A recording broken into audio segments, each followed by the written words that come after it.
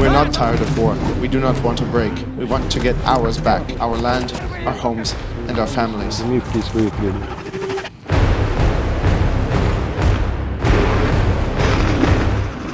When the 3rd Assault Brigade arrived at its position, they engaged in their first combat encounter on the very first night, which was the beginning of nearly continuous confrontations. It was almost round-the-clock assaults lasting up to 12 hours at a time.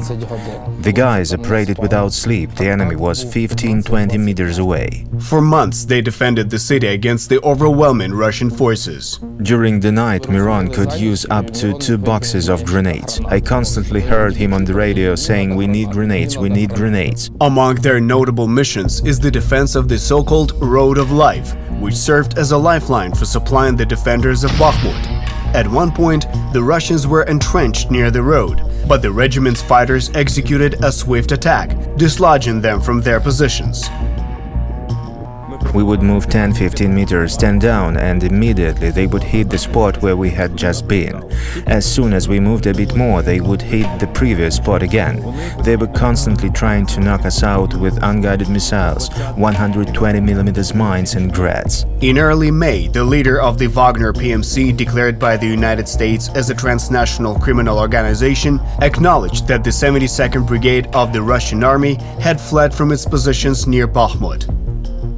We have just visited our positions and have heard what is happening. Our army is on the run. This resulted in the loss of several kilometers of fortifications and 1,000 soldiers for the occupying forces. This is just one of the successful combat operations of the 3rd Assault Brigade. They stepped forward as volunteers to defend Ukraine on the first day.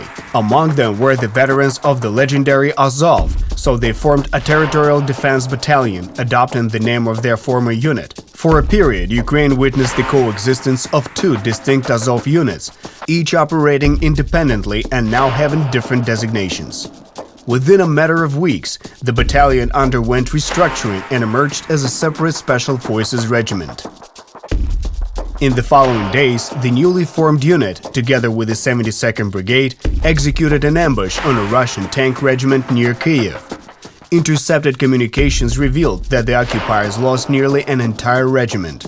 Over the next month, the new Azov, alongside allied units, successfully liberated crucial settlements surrounding Kyiv, including Vasilkiv, Irpin, Bucha, Hostomel, and Moshchun. In January 2023, the Special Operations Forces of the Volunteer Regiment officially became the 3rd Separate Assault Brigade within the armed forces, continuing their active involvement in the most intense areas. The brigade comprises tank, artillery, air defense missile units, and is even equipped with semi-improvised ground drones armed with explosives. The brigade consists of highly motivated fighters, among whom are notable Ukrainian individuals. We have a very good team. Newcomers quickly become part of the team because we live like little families here now, so to speak. Nothing brings you closer together and nothing knits you tighter to each other than realizing you could die today. This is probably a very, very strong factor that brings us all together. Я тоже 300, наводчик 200, мій ход поки не знаю. Що в нього? Що в нього? Быстрей, сука! The people here are more conservative, I'd say. They are nationalists. They are patriots of their country. And they are ready to change this country for the better.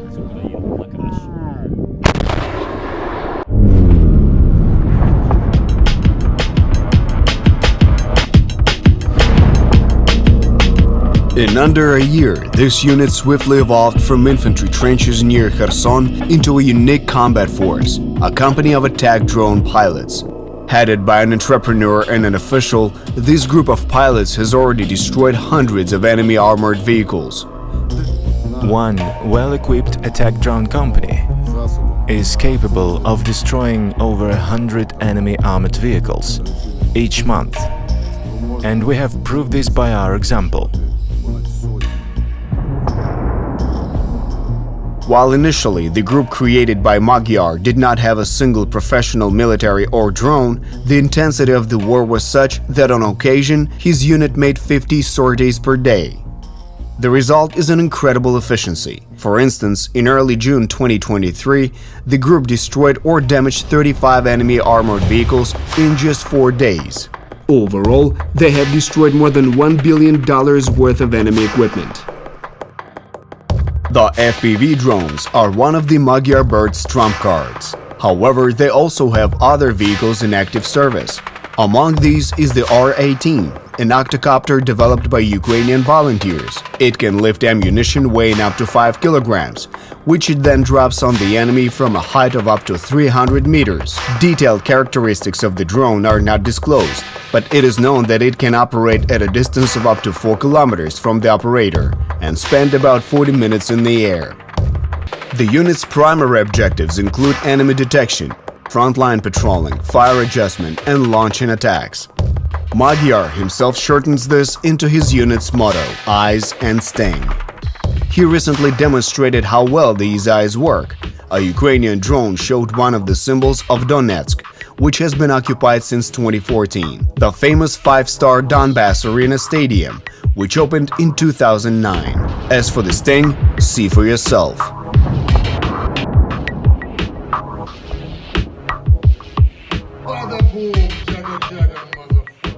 These fighters are also working on technological advancement. We are actively training a neural network with footage to detect and identify enemy personnel and equipment that remains hidden from the naked eye. Our objective is for it to recognize helmet or machine gun outline. In the meantime, the soldiers keep an eye on their screens to bring victory closer. Following the counteroffensive on Kherson, they fought for 110 days straight near Bakhmut. They continued to be an invisible terror from the skies for the enemy.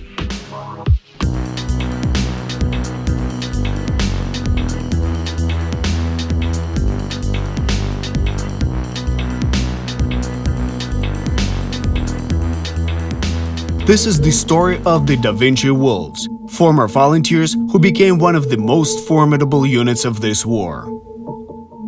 Eastern Ukraine, Zaporizhia and Kherson in the south, Chernihiv region in the very north.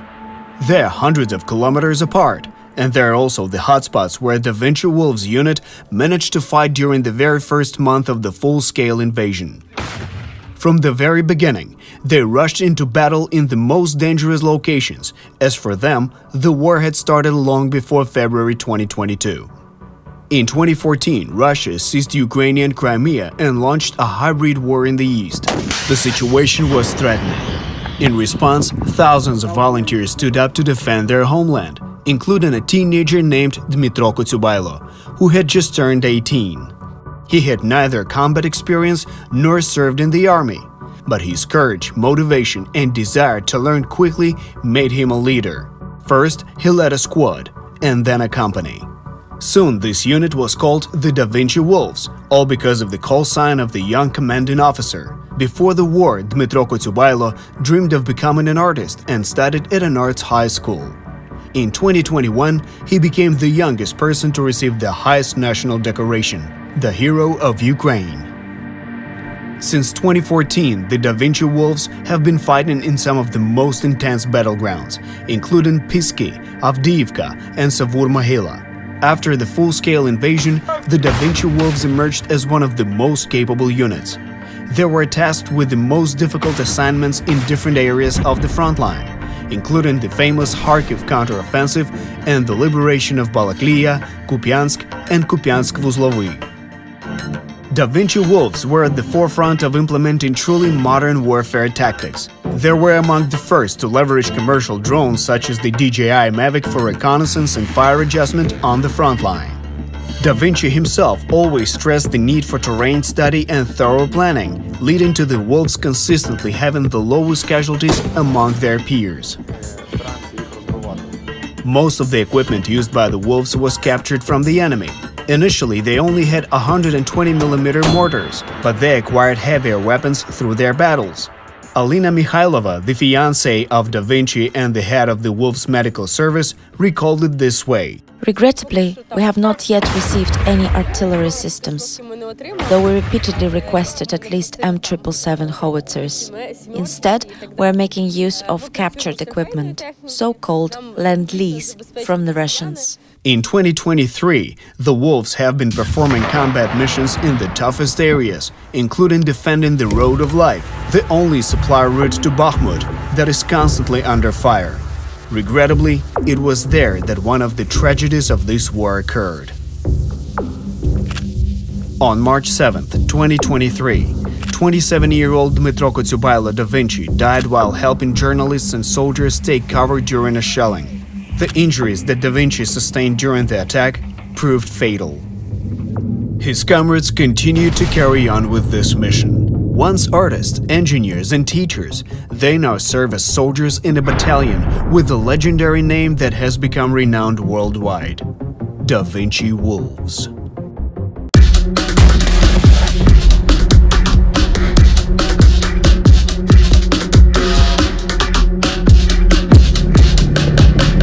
Release the Kraken! This phrase found its second life thanks to the mysterious unit, which emerged from nowhere and became one of the fiercest at the front lines. Volunteers who started with regular cars a year ago now operate tanks as a separate reconnaissance unit. True chaos reigned in the first day of the full-scale invasion as Kharkiv suffered massive bombardment. Large enemy columns approached the Ukrainian metropolis near the Russian border from the north. Under those circumstances, a group of gloomy men has gathered in Kharkiv. There were mainly local football fans and their acquaintances. Together, they stood up to defend the city. Among them were recon officers, veterans of the acclaimed Azov, and other experienced fighters. The main Directorate of Intelligence agreed to provide some light arms, a few machine guns and mortars. That's how KRAKEN was born. In the second half of the day on February 24th, we took up positions at North Saltivka, the most dangerous direction at that time. They were already breaching through it. The 92nd Brigade was holding it, but the defense was already breached. That's where we sent the reinforcements to. A few days later, they were already dislodging Russian special forces from a school they captured near the city center. In a week, 2 Russian caliber missiles hit the city's defense headquarters, where KRAKEN was also dislocated. According to the official report, 29 people died. Yet the volunteers remained unwavering. By March, they reclaimed Vilhivka village. Further, in April, they liberated the important town of Ruska-Lozova. As it was later revealed, the head of the main Directorate of Intelligence, Kirilla Budanov, took part in that operation as well. The army officials were so impressed by the mission that a spontaneous formation became a part of the main Directorate of Intelligence and received a new status, a separate reconnaissance and sabotage unit KRAKEN. In 2022, KRAKEN helped liberate more than 20 Ukrainian towns and villages. This number includes such big towns as Kupiansk and Balaklia. One of the main features of KRAKEN is a thorough preparation of every operation. For example, before the assault on Balaklia, Ukrainians learned that Russians lacked power generators. This is when KRAKEN captured the local power plant and turned the power off. Russians found themselves without connection and electricity, allowing the volunteers to successfully attack the panicking enemy. For effective operation planning, KRAKEN actively uses UAVs. That includes the Black Hornet, tiny helicopters that weigh around 20 grams. They are silent enough to approach a human at a 1-meter distance and remain undetected.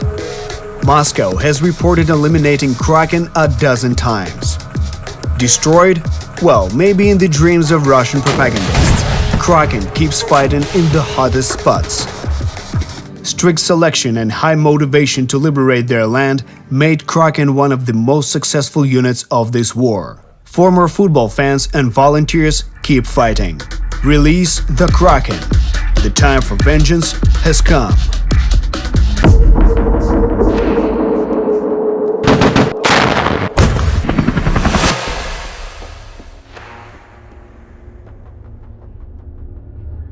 Azov, an eminent unit of the Ukrainian army that defended Mariupol for months despite complete Russian encirclement.